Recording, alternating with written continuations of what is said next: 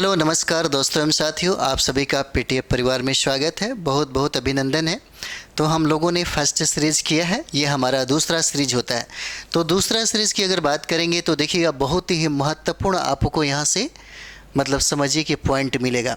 और बात करें हम लोग तो देखिएगा यहाँ पे आपको राष्ट्रीय परिदृश्य से संबंधित बहुत सारे प्रश्न इंपॉर्टेंट आपको मिल जाएंगे। और ये सीरीज़ आपका घटना चक्र का चल रहा है, जो बहुत ही ज़्यादा महत्वपूर्ण माना जाता है। अगर बात करें तो बहुत सारे स्टूडेंट का इंतज़ार होता है इस बुकलेट, इस बुक के आने का। तो चलिए हम लोग शुरुआत करते हैं इसका, ठीक है। फटाफट इसको रिवीजन के तौर पे देखें, क्योंकि रिवीजन ही इसका सबसे बेस्ट है। क्योंकि अभी के समय में जितना जल्दी हो सके रिवीजन कर लीजिए। कहता है कि राज्यसभा के, यहाँ पे प्रश्न देखिए बहुत इंपॉर्टेंट ये हो जाता है। कहता है राज्यसभा के उपसभापति जगदीप धनखड़ द्वारा कितनी महिला सांसदों को, प्रश्न कहता है कितनी महिला सांसदों को उपसभापति पैनल में शामिल किया गया। और ये शामिल किया जाता है 17 जुलाई 2023 को। तो इससे महिलाओं की संख्या आपको 4 हो जाता है। और 4 महिलाओं की जो सूची है, जो नाम है, उसको याद रखना पड़ेगा, क्योंकि यहीं से सवाल पूछा जाएगा, ठीक है। तो ये महिलाएं कितनी हो जाती हैं? 4 महिलाएं हैं। तो 4 महिलाएं कौन कौन हो जाती हैं? तो हम लोग उनका नाम देख लेते हैं। एक नाम होता है पीटी उषा का, ठीक है, जो शामिल हुई हैं वो पीटी उषा हो जाती हैं। उसके बाद हम लोग देखते हैं एस फांगनोन कोन्याक हो जाते हैं, जो आपको नागालैंड की प्रथम महिला सांसद हो जाती है, ठीक है। नेक्स्ट नाम हम लोग देखते हैं डॉक्टर फौजिया खान हो जाते हैं। और अगला जो चौथा नाम हम लोग देखते हैं वो नाम है सुलता देव का, ठीक है। अगला नाम क्या होता है? सुलता देव हो जाता है। उसके बाद हम लोग देखते हैं जो पॉइंट है बहुत इंपॉर्टेंट है, उसे हम लोग देखेंगे। देखिए इस फोंगनोन कोन्याक हैं, कहता है कि किस राज्य से राज्यसभा जो सदस्य के रूप में चुनी जाने वाली, कहता है कि यह नागालैंड की पहली महिला होती हैं, ठीक है। कहता है कि बताइए पहली महिला है किस राज्य की होती हैं? तो नागालैंड की होती हैं। और नागालैंड की सदस्य बनने वाली ये पहली महिला सांसद होती है, ठीक है। अगला हम लोग देखते हैं जो बहुत इंपॉर्टेंट हम लोग फैक्ट करेंगे, क्योंकि रिवाइज के लिए बहुत ही बेहतरीन आपको ये सीरीज मिलेगा, ठीक है। तो चलिए अगला हम लोग देखते हैं। और कोशिश हम लोग करेंगे कि सारा सेशन को एक दिन में समाप्त करेंगे, 2 दिन में। समझिए कि 1 घंटा, आधा घंटा, 45 ऐसे ही, ताकि आपके दिमाग में ये पॉइंट जो है वो छप जाए। अगला देखिएगा, कहता है कि कौन मृत शरीर समान विधेयक 2023। और याद रखिएगा ये जो पॉइंट है बहुत ही इंपॉर्टेंट होता है, ठीक है। ये जो पॉइंट है बहुत ही इंपॉर्टेंट होता है, आप इसे याद रखेंगे। कहता है कौन मृत शरीर समान विधेयक 2023 पारित करने वाला देश का पहला राज्य कौन हो जाता है? कौन सा? तो मृत शरीर समान विधेयक कौन सा 2023 पारित करने वाला, कहता है कि पहला राज्य कौन बना? तो पहला राज्य राजस्थान हो जाएगा। कौन सा? राजस्थान हो जाता है। कब? तो 20 जुलाई 2023 को। कब होता है? 20 जुलाई 2023 को। और यह जो एक्ट है, यह जो विधेयक है, जिसका नाम है मृत शरीर समान विधेयक 2023 पारित करने वाला, राजस्थान राज्य हो जाता है, ठीक है। अगला देखते हैं, कहता है कि जुलाई 2023 में किस राज्य या केंद्र शासित प्रदेश में चाचिन चराई महोत्सव, याद रखिएगा चाचिन चराई महोत्सव का आयोजन किस राज्य में किया गया? तो अरुणाचल प्रदेश हो जाएगा। कहाँ पे? अरुणाचल प्रदेश हो जाएगा। ये बहुत ही VVI है, याद रखिए। कब? 14 से 15 जुलाई 2023 की बात है, ठीक है। अगला सवाल हम लोग देखेंगे। अगला सवाल देखिए, कहता है यहाँ पे हाल ही में किस टाइगर रिजर्व में, हाल ही में कहता है किस टाइगर रिजर्व में पहली बार 3 बाघ शावकों का जन्म हुआ? तो टाइगर रिजर्व कौन सा हो जाता है? तो देखिए रामगढ़ विषधारी टाइगर रिजर्व हो जाता है। कौन सा? रामगढ़ विषधारी टाइगर रिजर्व हो जाता है, इसे याद रखिएगा। अगला देखते हैं हम लोग। पूछा जा सकता है कि इस टाइगर रिजर्व, यह जो टाइगर रिजर्व जिसकी बात हुआ है वो किस राज्य में स्थित है? तो राज्य की बात करेंगे तो ये देखिएगा यह राजस्थान हो जाएगा। कहाँ पे? तो राजस्थान में है, ठीक है। अगला सवाल देखते हैं हम लोग। कहता है कि किस राज्य या केंद्र शासित प्रदेश में एक जिला एक उत्पाद, ठीक है, कहता है एक जिला एक उत्पाद वल का शुभारंभ किया गया है। वॉल का शुभारंभ किया गया है और ये 20 जुलाई 2023 को किया गया। और राज्य कौन सा होता है? तो गुजरात हो जाएगा। याद रखिएगा कौन सा राज्य होता है? तो गुजरात हो जाता है। ठीक है, कहता है कि यह किस मंत्रालय की पहल है? कहता है कि बताइए, एक जिला एक उत्पाद, कहता है कि किस मंत्रालय का पहल हो जाता है? तो वाणिज्य एवं उद्योग मंत्रालय का ये पहल होता है। वाणिज्य एवं उद्योग मंत्रालय का ये पहल होता है, एक जिला एक उत्पाद। ठीक है, अगला सवाल की तरफ हम लोग चलेंगे जो बहुत इंपॉर्टेंट है।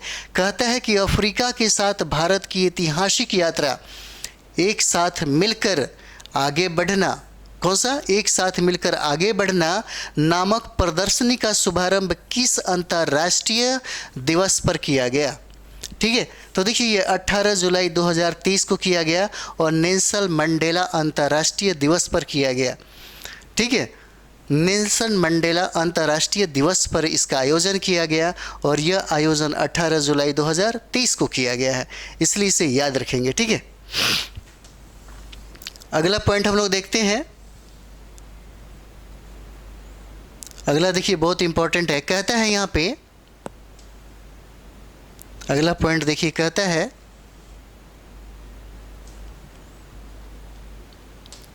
कि इस प्रदर्शनी का आयोजन किसके द्वारा किया गया?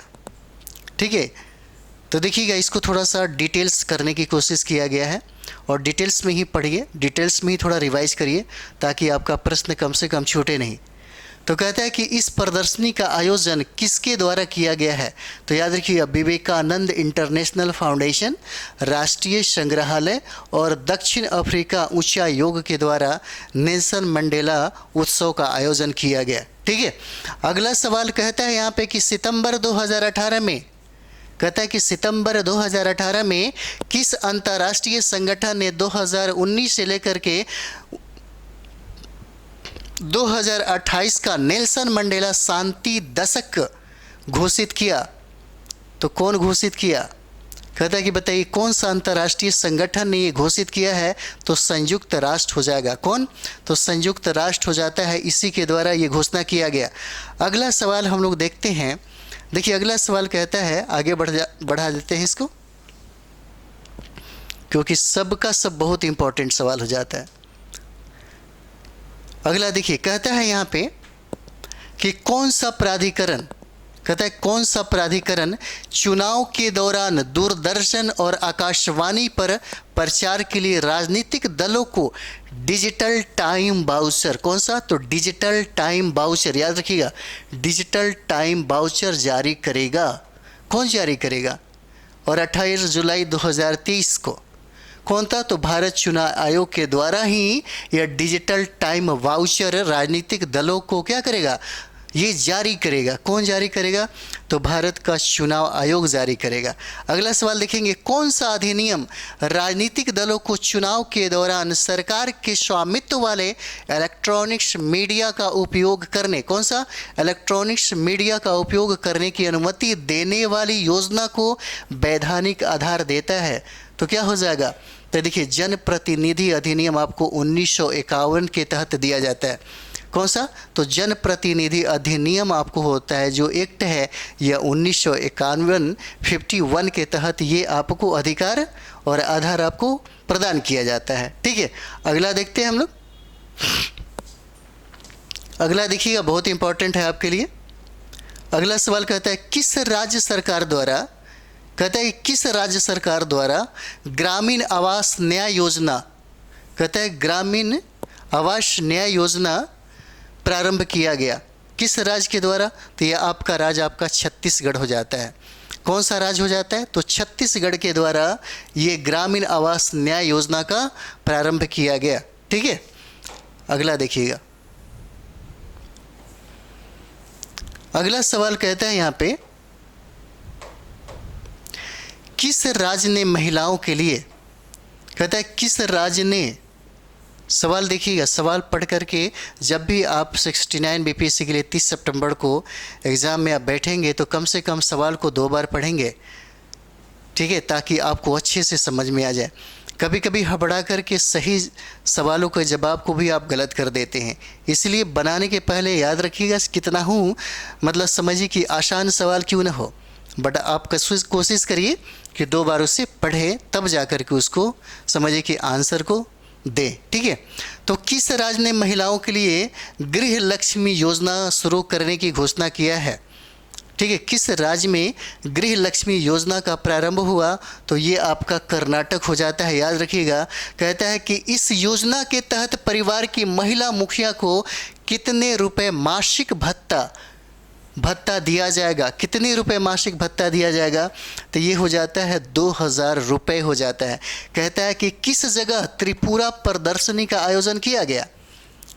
और देखिए, त्रिपुरा प्रदर्शनी पूछा जा सकता है, बहुत BBI है, क्योंकि त्रिपुरा प्रदर्शनी से लगेगा कि त्रिपुरा में ही हुआ है। ठीक है, तो ये आपका जो सवाल है बहुत ही BBI है। किस जगह त्रिपुरा प्रदर्शनी का आयोजन किया गया? तो वाराणसी में होता है, और वाराणसी आपको उत्तर प्रदेश में है। कब? तो 21 जुलाई 2023 को, याद रखिएगा। ठीक है, अगला सवाल कहता है कि इसका आयोजन किसने किया था? पूछा जा सकता है त्रिपुरा जो प्रदर्शन हुआ, इसका आयोजन किसने किया था? तो ये देखिएगा, उत्तर पूर्वी क्षेत्रीय कृषि विपणन निगम के द्वारा इसका आयोजन किया गया। ठीक है, अगला देखते हैं हम लोग। अगला सवाल देखिए, कहता है कि किस मंत्रालय ने भारतीय नौसेना के साथ जहाज निर्माण की प्राचीन सिलाई वाली विधि को पुनर्जीवित करने हेतु समझौता पर हस्ताक्षर किया? क्या हो जाएगा? तो संस्कृति मंत्रालय हो जाता है। कौन हो जाता है? तो संस्कृति मंत्रालय हो जाता है। अगला देखिए, कहता है कि भारतीय नौसेना क्विज यानी कि G20 थिंक का दूसरा संस्करण कहता है कि कहाँ प्रारंभ किया गया? तो ये दूसरा संस्करण आपको नई दिल्ली में प्रारंभ किया जाता है, इसे याद रखेंगे आप सभी लोग, बहुत इंपॉर्टेंट है। अगला सवाल देखिए, कहता है कि यह क्विज किस तत्वाधान में आयोजित की जा रही है? तो देखिए, G20 सचिवालय भारतीय नौसेना और navy welfare and wellness association के द्वारा यह किया जा रहा है। ठीक है, तो चलिए अगला देखते हैं हम लोग। अगला देखिए, कहता है कि यह क्विज कितने स्तर पर आयोजित की जाएगी? तो ये देखिए, स्तर की बात करें तो 2 स्तर पे हो जाता है। एक हो जाएगा आपका राष्ट्रीय, और दूसरा होता है अंतर्राष्ट्रीय राउंड स्तर पे हो जाएगा। ठीक है, तो अगला देखते हैं हम लोग। अगला देखिए, सवाल कहता है, अगला सवाल कि राष्ट्रीय स्तर के क्विज का फाइनल कब आयोजित किया जाएगा? कौन सा? तो देखिए, राष्ट्रीय स्तर का क्विज जो है फाइनल कब आयोजित किया जाएगा? तो ये हो जाता है आपका 18 नवंबर 2023 को। अगला है, कहता है कि अंतर्राष्ट्रीय स्तर के क्विज का फाइनल कब आयोजित किया जाएगा? तो 22 नवंबर 2023 हो जाता है। कभी कभी BPSC के द्वारा डेट भी डायरेक्ट पूछा जाता है, इसलिए डेट भी आप लोग याद रखेंगे, बहुत ज़रूरी है। कहता है कि किस राज्य ने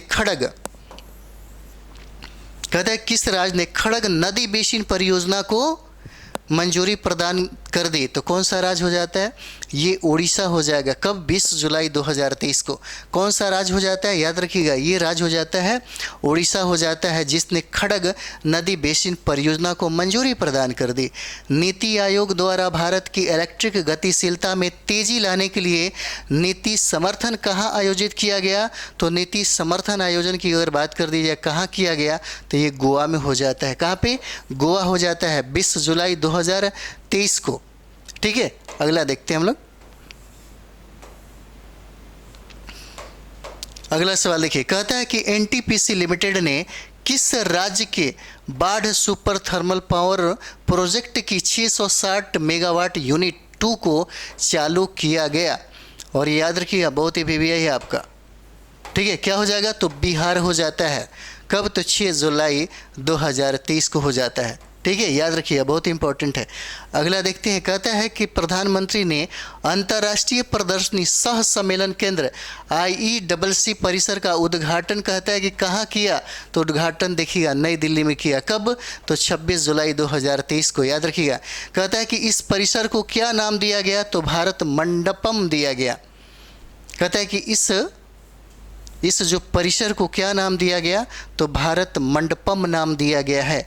अगला सवाल कहता है कि भारतीय सेना में पहला आधार केंद्र कहाँ खोला गया? तो पहला आधार केंद्र की बात करेंगे तो आपका नई दिल्ली हो जाता है। कब की? तो 25 जुलाई 2023 हो जाएगा, याद रखेंगे आप सभी लोग। ठीक है, अगला सवाल देखते हैं हम लोग। अगला सवाल देखिए, कहता है कि मेरा गांव मेरी धरोहर, मेरा गांव मेरी धरोहर। और ये जो सवाल है बहुत इंपॉर्टेंट है, आप लोग याद रखिए। जहाँ भी हम VVI दे रहे हैं कोशिश करें कम से कम इसको दिमाग में छाप लें, ताकि एग्ज़ाम के समय में आप कंफ्यूज ना हो जाए। ठीक है, तो मेरा गांव मेरी धरोहर पहल जो है किसने लॉन्च किया था? और ये 27 जुलाई 2023 को लॉन्च हुआ। और ये लॉन्च करने वाला जो है केंद्रीय गृह और सहकारिता मंत्री अमित शाह के द्वारा होता है। कहता है कि यह किस मंत्रालय की पहल हो जाता है? तो संस्कृति मंत्रालय की पहल हो जाता है। कहता है कि इस पहल का उद्देश्य क्या है? तो भारत के 6.5 लाख गांव का सांस्कृतिक मानचित्रण करना इसका क्या है? उद्देश्य हो जाता है। देश का पहला, जो बहुत इंपॉर्टेंट है ये सवाल है, याद रखेंगे। देश का पहला कंस्ट्रक्शन इनोवेशन हब कहता है, देश का पहला कंस्ट्रक्शन इनोवेशन हब कहाँ स्थापित किया गया? तो कहाँ स्थापित किया गया? तो ये केरल में हो जाता है। केरल में कहाँ? तो कोची हो जाता है। कोची में इसको स्थापित किया जाता है। कब? तो देखिए जुलाई 2023 में।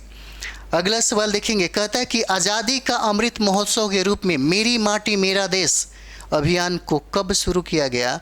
जो ये बहुत ही ज़्यादा इम्पोर्टेंट है, याद रखिएगा। देखिए यही वजह है कि जो विद्यार्थी है घटना चक्र के, अगर बात करें तो घटना चक्र को बहुत ही ज़्यादा मतलब समझिए कि बड़ा इंतज़ार करते हैं, क्योंकि रिवाइज के लिए बहुत बढ़िया होता है। इसमें कुछ ऐसे मटेरियल होते हैं और अधिकतर प्रश्न समझिए कि 1 साल का जो होता है आपको कवर कर लेता है बहुत बेहतर तरीके से। इसको पढ़ के जाना ही चाहिए। तो ये हो जाता है आपको 9 से 15 अगस्त 2023 हो जाता है, याद रखिएगा, इंपॉर्टेंट है ये वाला। ठीक है, अगला देखिएगा। अगला हम लोग करते हैं, कहता है कि मेरी माटी मेरा देश अभियान किसे समर्पित है? कहता है कि मेरी माटी मेरा देश अभियान जो है किसे समर्पित है? तो ये शहीदों को समर्पित हो जाता है। किसको? तो शहीदों को समर्पित होता है। मेरी माटी मेरा देश, बहुत अच्छा नाम है, मेरी माटी मेरा देश। ठीक है, अगला देखिए, कहता है कि संसद ने किस राज्य में कुछ समुदायों को अनुसूचित जनजाति श्रेणी में शामिल करने के लिए संविधान, कौन सा?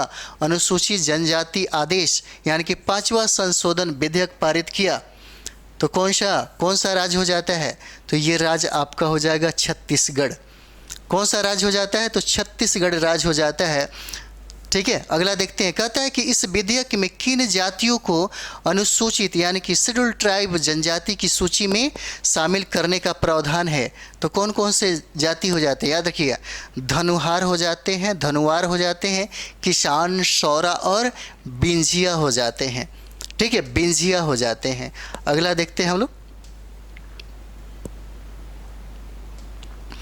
अगला देखिए, कहता है कि भारत का पहला मत्स्य पालन अटल उष्मायन, कहता है कि पहला मत्स्य पालन अटल उष्मायन, कहता है केंद्र कहाँ बनेगा? तो ये केंद्र आपको Kerala university of fisheries and ocean studies में बनता है। कहाँ पे बनेगा? तो केरल में बनेगा। ठीक है, Kerala universities of fisheries and ocean studies हो जाता है। ठीक है, अगला सवाल देखेंगे, कहता है कि इसकी स्थापना के लिए नीति आयोग द्वारा कितना अनुदान प्रदान किया गया? तो कितना अनुदान प्रदान किया जाता है? 10 करोड़ रुपया किया गया। कितना? तो 10 करोड़ रुपया हो जाता है। अगला सवाल देखेंगे। अगला देखिए, कहता है कि प्रजापिता ब्रह्म कुमारी ईश्वरीय विश्वविद्यालय के डिवाइन लाइन, कहता है कि डिवाइन लाइट हाउस की आधारशिला कहाँ रखी गई? तो दसा बटिया हो जाता है। कहाँ? दसा बटिया हो जाता है और ये उड़ीसा में है। ठीक है, यहीं पे डिवाइन लाइट हाउस की आधारशिला रखी गई। अगला सवाल कहता है कि इसकी आधारशिला किसके द्वारा रखी गई थी? तो ये देखिए, हमारे भारत के जो राष्ट्रपति हैं द्रौपदी मुर्मू, उन्हीं के द्वारा इसका आधारशिला रखा गया। अगला सवाल कहता है कि राष्ट्रपति द्वारा सेमिनार व सम्मेलन आयोजित करने के लिए लॉन्च की गई इस वर्ष की थीम क्या है? तो थीम देखिए, सकारात्मक परिवर्तन का वर्ष है। कौन सा? सकारात्मक परिवर्तन का वर्ष हो जाता है, यही इसका थीम है। अगला देखेंगे, कहता है कि प्रधानमंत्री ने कहा यूरिया की एक नई किस्म यूरिया गोल्ड लॉन्च किया है। कहाँ पे? तो सीकर में हो जाता है लॉन्च किया। और सीकर कहाँ पे? तो राजस्थान हो जाता है, याद रखेंगे। सीकर में लॉन्च किया, कहाँ पे? राजस्थान में करता है। ठीक है, अगला सवाल देखेंगे हम लोग। सीकर राजस्थान हो जाता है। अगला सवाल देखिए, कहता है यहाँ पे किस भारतीय रेलवे स्टेशन को, कहता है किस भारतीय रेलवे स्टेशन को यूनेस्को का एशिया प्रशांत सांस्कृतिक विरासत पुरस्कार से सम्मानित किया गया। कहता है कि किस भारतीय रेलवे को। तो देखिएगा, हम बहुत सारा प्रतियोगिता दर्पण और क्रॉनिकल भी करवाते हैं, तो अधिकतर सब प्रश्न हम जो VBI होता है वो सब देते हैं, जो सारा का सारा इसमें है। ठीक है, तो ये देखिए, ये भी आपको प्रश्न मिलेगा। भायखला रेलवे स्टेशन जो महाराष्ट्र में है, इसको यूनेस्को का एशिया प्रशांत सांस्कृतिक विरासत क्या मिला? पुरस्कार से सम्मानित किया गया। अगला सवाल देखते हैं, 24 जुलाई 2023 को किस अधिनियम के तहत महादेव वन्य जीव अभ्यारण्य को बाघ रिजर्व के रूप में अधिसूचित करने का निर्देश जारी किया गया है? ठीक है, कहता है किस अधिनियम के तहत किया गया है? तो अधिनियम याद रखिएगा, वन्य जीव संरक्षण अधिनियम 1972 हो जाता है।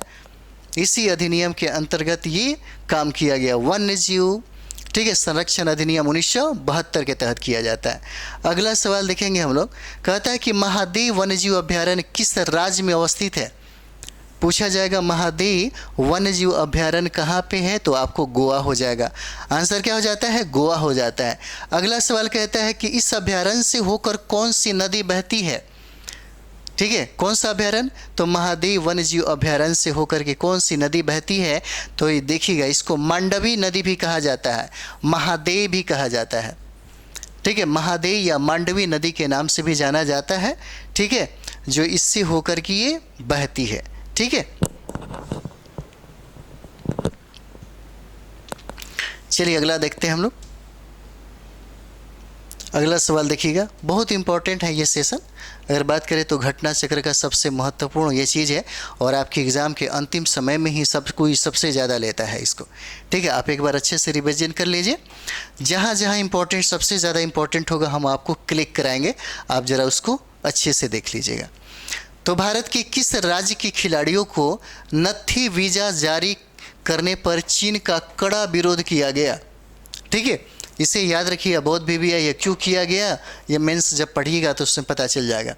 तो ये होता है अरुणाचल प्रदेश को। कहता है कि नत्थी वीज़ा जारी करने पर चीन ने कड़ा विरोध किया था, और ये किस खिलाड़ी को? तो देखिए, अरुणाचल प्रदेश के खिलाड़ियों के ऊपर ये किया गया था। ठीक है, अगला सवाल देखिए, कहता है कि भारत में दूसरे सबसे अधिक कार्यकाल तक सेवा करने वाले मुख्यमंत्री कौन हो जाते हैं? तो ये मुख्यमंत्री आपको नवीन पटनायक हो जाते हैं, उड़ीसा के हैं। नवीन पटनायक कहाँ के? उड़ीसा के हो जाते हैं। इसे आप लोग याद रखिएगा, बहुत इंपॉर्टेंट है। ठीक है, अगला सवाल देखते हैं हम लोग। अगला सवाल देखिए, कहता है कि पहले सबसे अधिक कार्यकाल तक सेवा करने वाले मुख्यमंत्री कौन हो जाते हैं? तो पहले की बात करें तो सिक्किम के मुख्यमंत्री हो जाते हैं, जिनका नाम है पवन कुमार चामलिंग नाम हो जाता है। कौन हो जाते हैं? तो पवन कुमार चामलिंग हो जाते हैं, जो सिक्किम के हैं, यही सबसे पहले होते हैं। अगला सवाल देखिए, कहता है कि केंद्र शासित प्रदेश कहाँ, लद्दाख में महिला पुलिस स्टेशन कहाँ खोला गया? तो ये देखिए, महिला पुलिस स्टेशन की अगर लद्दाख में बात करें तो ये देखिए कारगिल में होता है। और अटल बिहारी वाजपेयी जब प्रधानमंत्री थे तो उन्हीं के समय में कारगिल युद्ध भी हुआ था, भारत और पाकिस्तान के मध्य में हुआ था। कौन सा? तो कारगिल युद्ध हुआ था। और कहता है कि महिला पुलिस स्टेशन कहाँ पे खोला गया? तो ये कारगिल में खोला जाता है। कब? तो 26 जुलाई 2023 को हो जाता है, याद रखिएगा। कहता है कि इस महिला पुलिस स्टेशन का उद्घाटन किसने किया था? तो उद्घाटन की अगर बात करेंगे तो देखिएगा SD सिंह जामवाल हो जाते हैं, जो पुलिस महानिदेशक होते हैं। इन्होंने ही इस महिला पुलिस का क्या किया? उद्घाटन किया। ठीक है, अगला सवाल देखेंगे, Asia transition finance study group में पहला भारतीय भागीदार कौन बना है? कौन हो जाता है? तो जुलाई 2023 में देखेंगे पावर फाइनेंस कॉरपोरेशन लिमिटेड कौन हो जाता है? याद रखिएगा, बहुत इंपॉर्टेंट है ये वाला। ठीक है, इंपॉर्टेंट है ये वाला, power finance corporation limited PFC हो जाता है, इसे याद रखेंगे आप सभी लोग। ठीक है, अगला सवाल देखते हैं हम लोग। अगला देखिए, कहता है कि पावर फाइनेंस कॉरपोरेशन लिमिटेड का गठन कब किया गया था। ठीक है, कहता है यहाँ पे कि पावर फाइनेंस कॉरपोरेशन लिमिटेड का गठन आपको कब किया गया था, तो गठन देखेंगे 1986 में होता है। कब, तो वर्ष 1986 हो जाता है। अगला सवाल देखिए, कहता है यहाँ पे कि टाइगर रिजर्व का प्रबंधन प्रभावशीलता मूल्यांकन 5वें चक्र की अंतिम रिपोर्ट कब जारी की गई, तो अंतिम रिपोर्ट की बात करेंगे तो 29 जुलाई 2023 को ये क्या किया गया, जारी किया गया। ठीक है, अगला सवाल देखिए, कहता है कि भारत में कुल कितने टाइगर रिजर्व हो जाते हैं। भारत में अगर टाइगर रिजर्व की संख्या पूछे कि कुल कितने टाइगर रिजर्व हो जाते हैं, तो संख्या आपको 53 हो जाएगा। कौन सा, तो 53 हो जाता है। ठीक है, और बिहार की बात करेंगे तो मात्र एक ही नेशनल टाइगर रिजर्व हो जाता है, वो आपको बगहा में मिलेगा, पश्चिमी चंपारण में। अगला सवाल देखिए, कहता है कि रिपोर्ट में कितने टाइगर रिजर्व का मूल्यांकन किया गया है। रिपोर्ट में कितना किया गया, 51 किया गया है। और ये कहता है कुल कितने टाइगर रिजर्व हो जाते हैं, तो 53 हो जाते हैं। कहता है कि इस रिपोर्ट में टाइगर रिजर्व को कितनी श्रेणी में उत्कृष्टता रैंकिंग प्रदर्शित किया गया है। ठीक है, तो कितनी श्रेणियां हो जाती हैं, तो ये 4 श्रेणियां हो जाती हैं। याद रखिए, 4 श्रेणी हो जाती हैं। और ये 4 श्रेणियां कौन कौन से हैं, ये थोड़ा जान लेते हैं। ठीक है, ये देखिए, पहला श्रेणी की बात करें तो संतोषजनक हो जाता है। उसके बाद होता है कि अच्छा हो जाता है। संतोषजनक है, ठीक है, अच्छा है, बहुत अच्छा है, बहुत अच्छा है। उसके बाद जो एवब होता है वो बहुत उत्कृष्ट हो जाता है। इस तरीके से क्या हो जाते हैं, 4 चरण हो जाते हैं। ठीक है, यही पूछ रहा है। उत्कृष्ट श्रेणी के अंतर्गत कितने टाइगर रिजर्व शामिल हैं जो बहुत ही ज़्यादा उत्कृष्ट हैं, यानी कि जो भी फुलफिल होना चाहिए वो सारा का सारा साधन ऐसे टाइगर रिजर्व में, यानी कि समझिए कि टाइगर के लिए रखा जाता है। यही वजह है कि उत्कृष्ट स्थान हासिल हो जाता है। और पूछता है कि उत्कृष्टता में कितने टाइगर रिजर्वों की संख्या है, तो आपका 12 हो जाता है।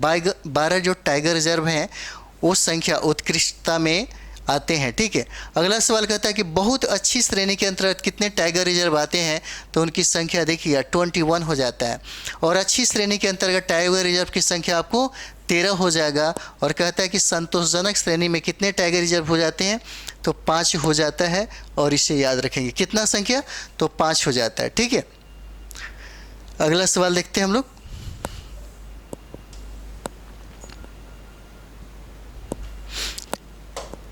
अगला सवाल देखिए, कहता है कि इस रेटिंग में शीर्ष टाइगर रिजर्व कौन हो जाते हैं।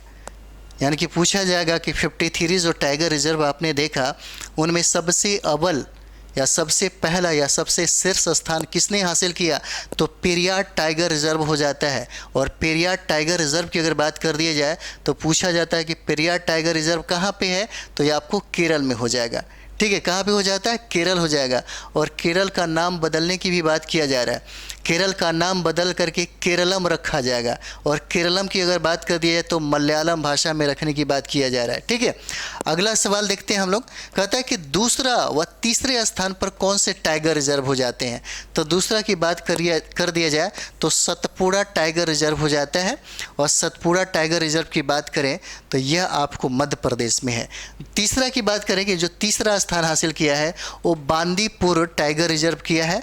और बांदीपुर टाइगर रिजर्व की बात करें तो ये देखिए कर्नाटक में स्थित है। अगला सवाल देखिए, कहता है कि इस रैंकिंग में अंतिम रेटिंग प्राप्त टाइगर रिजर्व कौन हो जाते हैं, तो अंतिम जो सबसे निचले पैदान पे है वो आपको डंपा टाइगर रिजर्व हो जाता है। कौन सा, डंपा टाइगर रिजर्व हो जाता है, जो आपको कहाँ पे स्थित है, मिजोरम में स्थित है। ठीक है, अगला सवाल देखते हैं। कहता है अखिल भारतीय बाघ अनुमान 2022 में विस्तृत रिपोर्ट के अनुसार कहता है कि भारत में बाघों की औसत आबादी कितनी है। और मैं बता दूं आपको, जो बहुत ही बीवीआई है, इसको एकदम जुबान पे याद रख लीजिए। ठीक है, एकदम छप जाना चाहिए। और ये हो जाता है 3682 हो जाता है, याद रखिएगा। 3682 आपको हो जाता है 29 जुलाई 2023 का ये रिपोर्ट है। ठीक है, याद रखिएगा, बहुत इंपॉर्टेंट है ये वाला, क्योंकि पूछा जाएगा अखिल भारतीय बाघ अनुमान 2022 का जो रिपोर्ट है, इस रिपोर्ट के अनुसार बताइए भारत में बाघों की संख्या कितना है, तो आपको कितना हो जाएगा, 3682 हो जाता है। ठीक है, अगला देखते हैं। ये बहुत इंपॉर्टेंट है, पूछा जाएगा आपसे, एकदम ग्रांटेड पूछा जाता है ऐसे प्रश्न। ठीक है। देखिए अगला सवाल है, कहता है कि रिपोर्ट के अनुसार बताइए भारत में सर्वाधिक बाघों की आबादी, कहता है कि सर्वाधिक बाघों की आबादी किस मतलब राज्य में है। तो सर्वाधिक बाघों की आबादी के अगर राज्य के बारे में पूछेगा तो याद रखिए ये मध्य प्रदेश हो जाता है। कौन सा राज्य हो जाएगा? मध्य प्रदेश हो जाएगा। और पूछा जा सकता है कि मध्य प्रदेश में बाघों की संख्या कितना है, क्योंकि भारत में सर्वाधिक बाघों की संख्या वो आपको मध्य प्रदेश में तो कितना, तो 785 हो जाएगा। कितना? 785 हो जाएगा। कहता है कि रिपोर्ट के अनुसार बाघों की आबादी में दूसरा और तीसरा स्थान किसका है। तो दूसरा स्थान की बात करें, देखिए पहला स्थान हम लोगों ने मध्य प्रदेश किया, ठीक है, दूसरा स्थान कर्नाटक का हो जाता है और तीसरा स्थान आपको उत्तराखंड का हो जाता है। तो दूसरा हम लोग करेंगे कर्नाटक, तो कर्नाटक में बाघों की संख्या 563 हो जाता है। और जब उत्तराखंड की बात आएगी तो उत्तराखंड में बाघों की संख्या 560 हो जाता है। इसे याद रखेंगे, ठीक है, बहुत इंपॉर्टेंट है। पहला, दूसरा, तीसरा। कहता है कि किस टाइगर रिजर्व में बाघों की सर्वाधिक आबादी है, ठीक है, किस में हो जाता है? तो जिम कॉर्बेट नेशनल पार्क में हो जाता है। जिम कॉर्बेट नेशनल पार्क हो जाता है। जिम कॉर्बेट नेशनल पार्क के बारे में बार बार पूछा गया है कि यह कहाँ पे स्थित है। तो देखिए ये आपको उत्तराखंड में हो जाता है, जहाँ पे बाघों की संख्या कितना, 260 हो जाता है। ठीक है, अगला सवाल देखते हैं हम लोग। अगला सवाल देखिएगा, कहता है कि दूसरा व तीसरा सर्वाधिक आबादी वाले टाइगर रिजर्व कौन से हो जाते हैं। ठीक है, देखिए ये सब सवाल जो है आप देखिएगा, आप 10 सालों में जो भी करंट अफेयर्स उठा के देखेंगे तो आपको लगेगा कि सवाल तो इसी तरह पूछे जाते हैं, ऐसे ही पूछे जाते हैं, तो फिर पता चलेगा कि आप गड़बड़ हो गए। इसीलिए एक बार अच्छे से रिवाइज कर लीजिए। घटना चक्र अगर आपके पास मिल जाएगा तो फटाफट इसको रिवाइज करिए, ज़्यादा पेज में नहीं है, हम आपको जल्दी ही फटाफट इसको 5 या 6-7 जो भी एपिसोड होता है एक दिन में ही समाप्त करेंगे। ठीक है, तो यहाँ पे कहता है कि किस टाइगर, तो हम लोगों ने जिम कॉर्बेट नेशनल पार्क को देखा जो उत्तराखंड में स्थित है, और बाघों की संख्या अगर देखेंगे जो कहता है कि सर्वाधिक है तो 260 हो जाता है, याद रखेंगे। कहता है कि दूसरा और तीसरा सर्वाधिक आबादी वाला टाइगर रिजर्व कौन हो जाता है। तो दूसरा की बात याद रखिएगा, ये बांदीपुर हो जाता है, और यहाँ पे टाइगर की संख्या कितना, 150 हो जाएगा। अगला देखते हैं कि नागरहोल हो जाता है, जहाँ पे बाघों की संख्या कितना, 141 हो जाता है, याद रखिएगा। चलिए अगला देखते हैं हम लोग। अगला देखिए, अगला सवाल कहता है कि किस राज्य की सरकार ने, ठीक है, कहता है किस राज्य की सरकार ने मिशन शक्ति स्कूटर योजना, कौन सा, तो देखिए योजना जो है बिहार का, तो याद रखिए जो बहुत ही ज़्यादा चर्चा में रहा है योजना, उसको भी आपको एक बार नज़र डालना पड़ेगा, देखना होगा, समझना होगा। ठीक है, तो ये आपका हो जाता है मिशन शक्ति स्कूटर योजना की मंजूरी किसने दिया, किस राज्य ने इसको प्रारंभ किया, तो ये राज्य आपका ओडिशा हो जाता है। कौन हो जाएगा, ओडिशा हो जाएगा। कौन सा, तो ये देखिए मिशन शक्ति स्कूटर योजना ओडिशा में चलाया गया। अगला सवाल देखेंगे, कहता है कि इस योजना के तहत लाभार्थियों को कितने रुपए के बैंक ऋण पर ब्याज में छूट दी जाएगी, तो ये 1 लाख रुपए हो जाता है। कितना, 1 लाख रुपए हो जाते हैं। अगला सवाल देखिए, कहता है कि नागरिक उड्डयन महानिदेशालय डीजीसीए ने इंडिगो एयरलाइंस पर कितने रुपए का जुर्माना लगाया है। ठीक है, कितने रुपए का जुर्माना लगाया है, तो ये देखिएगा आपको 30 लाख का जुर्माना लगाता है। ठीक है, कितना, तो 30 लाख का जुर्माना लगाता है, याद रखिएगा। किस पे लगाता है, तो इंडिगो एयरलाइंस पर, याद रखिएगा इसको। अगला सवाल देखते हैं, कहता है कि इंडिगो एयरलाइंस पर यह जुर्माना क्यों लगाया गया। ठीक है, ऐसे भी सवाल पूछे जा सकते हैं, इसे देखना होगा। तो जहाज के पिछले हिस्से का जमीन से टकराने की घटनाओं के कारण उस पर क्या हुआ, उस पर जुर्माना लगा। ठीक है, अगला सवाल देखिए, कहता है कि विमानन सुरक्षा नियंत्रण केंद्र का उद्घाटन किसने किया 22 जुलाई 2023, किसने किया, तो केंद्रीय मंत्री कौन हो जाते हैं, केंद्रीय मंत्री हो जाते हैं अमित शाह, और क्या होते हैं ये, गृह मंत्री होते हैं वर्तमान में। ठीक है, इन्होंने ही इसका उद्घाटन किया था। नेक्स्ट हम लोग करते हैं कि ASS यानी कि विमानन सुरक्षा नियंत्रण केंद्र का उद्घाटन कहाँ किया गया, तो उद्घाटन केंद्र की अगर बात हो जाएगा तो ये नई दिल्ली हो जाता है। इसका उद्घाटन किसने किया, तो अमित शाह के द्वारा किया गया। ठीक है, याद रहना चाहिए। कहता है कि किसके द्वारा विमानन सुरक्षा नियंत्रण केंद्र की स्थापना की गई है? किसके द्वारा हो जाता है? तो ये देखिए CISF के द्वारा हो जाता है, केंद्रीय औद्योगिक सुरक्षा बल के द्वारा ये हो जाता है। कहता है कि भारत में हेलीकॉप्टर और लघु विमानन क्षेत्र को आगे बढ़ाने के लिए किन कंपनियों के मध्य समझौता हुआ? तो कंपनियों को देखेंगे, ये पवन हंस एवं जेट सर्व के बीच में क्या होता है? एक कमिटमेंट होता है, एक समझौता हो जाता है। ठीक है, पवन हंस हो जाता है और जेट वर्क्स के बीच में एक कमिटमेंट हो जाता है। इसको आप लोग याद रखेंगे। ठीक है, चलिए अगला देखते हैं हम लोग। अगला सवाल है हम लोगों का, कहता है कि नागरिक उड्डयन मंत्रालय द्वारा, कौन सा? तो नागरिक उड्डयन मंत्रालय के द्वारा हेलीकॉप्टर ऑपरेटरों और जिला अधिकारियों के बीच समन्वय स्थापित करने के लिए कौन सा पोर्टल लॉन्च किया गया? तो पोर्टल याद रखिएगा, कौन सा पोर्टल लॉन्च किया गया? हेली सेवा पोर्टल हो जाता है, बहुत ही VVI है, हॉली सेवा पोर्टल हो जाता है। कहता है कि रेलवे ने अमृत भारत स्टेशन योजना के तहत कितने स्टेशनों के उन्नयन और आधुनिकीकरण करने की घोषणा की है? तो कितना हो जाता है? इसे याद रखिएगा, 1309 हो जाएगा, जो बहुत ही VVI है। संख्या याद रखिएगा, कितना? तो 1309 हो जाएगा, एकदम भूलिएगा नहीं, याद रखिएगा इसको। ठीक है, अगला सवाल देखते हैं। कहता है कि किसने उच्च शिक्षा संस्थानों के लिए संस्थागत विकास योजनाओं के लिए मसौदा दिशा निर्देश पारित किया है? तो कौन किया है?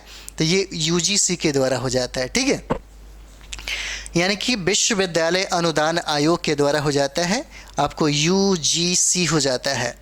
ठीक है, मतलब यूनिवर्सिटी ग्रांट कमीशन हो जाता है। ठीक है, ऐसे हम नेट जब कर रहे थे तब हमको ये लगा कि अच्छा, पूरे भारत का कंट्रोल इसके यहाँ से होता है।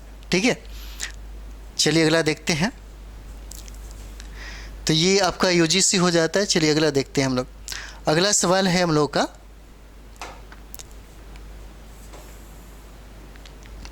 अगला सवाल देखिए। कहता है कि समय पर कार्य पूरा करने को सुनिश्चित करने के लिए किस राज्य ने स्मार्ट सिटी ऐप में सेफ सिटी ऐप को शामिल करने की घोषणा की है? तो कौन राज्य हो जाता है? उत्तर प्रदेश हो जाएगा। कहता है कि सेफ सिटी परियोजना में कितने शहरों में CCTV कैमरों से डाटा एकत्र करना शामिल है? तो ये देखिए 18 हो जाता है, 17 नगर निगम और एक गौतम बुद्ध नगर निगम हो जाता है। दोनों मिला दिया जाए तो संख्या कितना हो जाता है? 18 हो जाएगा। ठीक है, अगला देखते हैं हम लोग। अगला देखिएगा,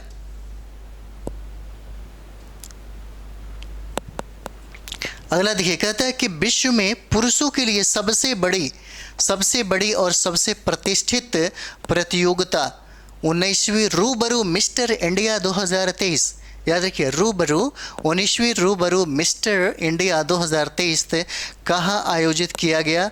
तो ये आयोजन कहाँ पे होता है? इसका आयोजन आपको गोवा में हो जाता है, याद रखेंगे। कहाँ पे? तो गोवा में हो जाता है। ठीक है, अगला सवाल है इसी में। कहता है कि किस मंत्रालय ने स्वच्छता क्रॉनिकल परिवर्तनकारी कथाएं भारत से, कौन सा? कहता है कि किस मंत्रालय ने, कौन सा? तो स्वच्छता क्रॉनिकल परिवर्तनकारी कथाएं भारत से का लोकार्पण किया। किसने? कौन सा मंत्रालय? तो जल शक्ति मंत्रालय के द्वारा इसका लोकार्पण किया जाता है। ठीक है, जल शक्ति मंत्रालय के द्वारा इसका लोकार्पण किया जाता है।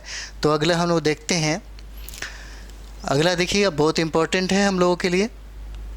कहता है कि स्वच्छता नवाचार को उजागर करने के लिए, कहता है कि स्वच्छता नवाचार को उजागर करने के लिए इस क्रॉनिकल में किसका संकलन है? तो ये याद रखिएगा, खुले में शौच से मुक्त 75 से ज़्यादा श्रेष्ठ प्रथाएं थी। ठीक है, 75 से ज़्यादा श्रेष्ठ प्रथाएं थी जो ये बता रही थी खुले में शौच का ही कारण होता है। ठीक है, अगला सवाल देखते हैं। कहता है कि किस राष्ट्रीय सम्मेलन में यह क्रॉनिकल जारी किया गया? तो याद रखिएगा, रूरल वर्क्स पार्टनर्स फोरम हो जाता है। कौन सा? रूरल वर्क्स पार्टनर फोरम हो जाता है। ठीक है, अगला सवाल देखते हैं। अगला सवाल देखिए, कहता है यहाँ पे, थोड़ा आगे बढ़ा लेते हैं। अगला सवाल देखिए, कहता है कि किस राज्य ने युवाओं के लिए रोजगार के अवसरों का विस्तार करने के लिए British council education India private limited के साथ MOU पर हस्ताक्षर किया है? ठीक है, सवाल कहता है कि किस राज्य के युवाओं के लिए रोजगार के अवसरों का विस्तार करने के लिए British council education India private limited के साथ MOU पर हस्ताक्षर किया। तो किसके साथ? तो ये हो जाता है पंजाब। राज्य आपका कौन सा हो जाएगा? पंजाब हो जाएगा। उत्तर प्रदेश की कौन सी झील एक रेडियो स्टेशन प्रारंभ करेगी? कहता है कि उत्तर प्रदेश की कौन सी जेल है जो एक रेडियो स्टेशन क्या करेगी? प्रारंभ करेगी। तो ये आपका जेल हो जाता है उत्तर प्रदेश का कानपुर जेल हो जाएगा। कौन सा? कानपुर जेल हो जाएगा। अगला सवाल है, हाल ही में किस राज्य को आधिकारिक तौर पर लंपी त्वचा रोग वाला राज्य घोषित किया गया? जो बहुत ही ज़्यादा आपको VBI है, याद रखिएगा। कहता है कि हाल ही में किस राज्य को आधिकारिक तौर पर लंपी त्वचा वाला रोग वाला राज्य घोषित किया गया? तो यह राज्य आपका नागालैंड हो जाता है। ठीक है, कौन सा राज्य हो जाता है? तो याद रखिएगा आपको, ये नागालैंड हो जाता है। देखिए, नागालैंड हो जाता है। ठीक है, तो चलिए अगला हम लोग देखते हैं। अगला देखिएगा, कहता है कि मुख्यमंत्री लाडली बहना योजना, याद रखिएगा मुख्यमंत्री लाडली बहना योजना जो बहुत ही VBI है, याद रखिएगा। दूसरे चरण के लिए आवेदन प्रक्रिया कब से शुरू होगा? तो ये 25 जुलाई 2023 से हो जाता है। कहता है कि यह जो योजना है मुख्यमंत्री लाडली बहना योजना, कहता है कि संबंध किस राज्य से है? तो ये जो है राज्य है मध्य प्रदेश में। देखिए, मध्य प्रदेश राज्य ने मुख्यमंत्री लाडली बहना योजना को प्रारंभ किया। ठीक है, कहता है कि इस योजना के तहत प्रति माह सरकार कितना रुपए देती है? तो कितना रुपए हो जाता है? तो देखिएगा 1000 रुपये दिया जाता है। कितना? 1000 रुपये प्रति माह दिया जाता है। कहता है कि किस मंत्रालय ने PM डिवाइन, कौन सा? तो PM डिवाइन योजना को अपडेट किया गया। किस मंत्रालय ने अपडेट किया? तो ये देखिए केंद्रीय पूर्वोत्तर क्षेत्र विकास मंत्रालय हो जाता है, याद रखेंगे। कहता है कि PM देव INE जो है का पूरा नाम क्या हो जाता है? तो देखिए पूर्वोत्तर क्षेत्र हेतु प्रधानमंत्री विकास पहल हो जाता है, याद रखिएगा। ठीक है, अगला हम लोग देखते हैं। अगला देखिए, कहता है कि केंद्रीय मंत्रिमंडल ने PM देव INE योजना को मंजूरी कब दी थी? तो मंजूरी आपको 12 अक्टूबर 2022 को मिलता है। ठीक है, PM देव INE योजना को किस बजट के हिस्से के रूप में पेश किया गया? तो केंद्रीय बजट देखेंगे 2022-23 हो जाता है। कहता है कि भारत की पहली ऑनलाइन गेमिंग अकादमी कहाँ खोला गया? तो याद रखिएगा, ये बहुत ही VBI हो जाता है आपके लिए, बहुत इंपॉर्टेंट है, बहुत VBI है। पूछा जाएगा कि भारत की पहली ऑनलाइन गेमिंग अकादमी कहाँ खोला गया? तो ये आपका मध्य प्रदेश हो जाता है। और मध्य प्रदेश की अगर बारे में बात करेंगे तो देखिएगा करंट का कुछ डाटा है। मध्य प्रदेश में आपने ये देखा कि सर्वाधिक बाघों की संख्या मिलता है। मध्य प्रदेश के बारे में अगर देखेंगे तो सर्वाधिक जंगल और सर्वाधिक वन आपको मध्य प्रदेश से मिलता है। अगर आप भारत में अनुसूचित जनजातियों की संख्या के बारे में बात करेंगे तो सर्वाधिक अनुसूचित जनजातियों की संख्या भी आपको मध्य प्रदेश में हो जाता है। ठीक है, याद रखिएगा। और यहीं पे भारत की पहली ऑनलाइन गेमिंग अकादमी का स्थापना होता है। अगला सवाल कहता है कि वर्ल्ड सिटीज कल्चर फोरम में शामिल होने वाला पहला भारतीय शहर कौन बन जाता है? तो भारतीय शहर की अगर बात करें तो ये बेंगलुरु हो जाएगा। याद रखिए, बहुत इंपॉर्टेंट है, बेंगलुरु हो जाएगा। अगला सवाल कहता है कि केंद्र सरकार ने किस प्रकार के चावल के निर्यात पर रोक लगा दी है? किसने? तो केंद्र सरकार ने। किस पे? निर्यात पे। देखिए निर्यात, आयात नहीं है, निर्यात पर रोक लगा दी है। और ये होता है गैर बासमती चावल पे। कौन सा? तो गैर बासमती चावल हो जाता है, याद रखिएगा। ठीक है, अगला सवाल है। अगला सवाल देखिए, कहता है कि हाल ही में भारत में प्रायोगिक आधार पर हीट इंडेक्स यानी कि ताप सूचकांक किसके द्वारा लॉन्च किया गया?